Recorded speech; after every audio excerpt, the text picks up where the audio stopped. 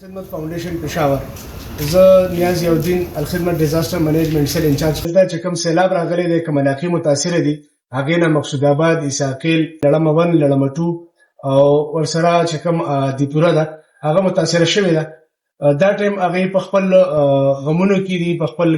تکلیفاتو کې دي هغې دپاره موږ هنګامي حالاتو کې چې کوم اوس دا فوډ پیکیج چې کوم د چاولو حوالې سره موږ پیکینګ کوو دا به انشاءالله کور کور ته چې کوم د ډیزاستر ملګري دي ډیزاستر منیجمنټ سیل کوم ملګري دي الخدمت رضاکار دي هغه به انشاءالله کور کور ته چې کوم دی دا پیکیج رسي انشاءالله. سیلاب راغلی دی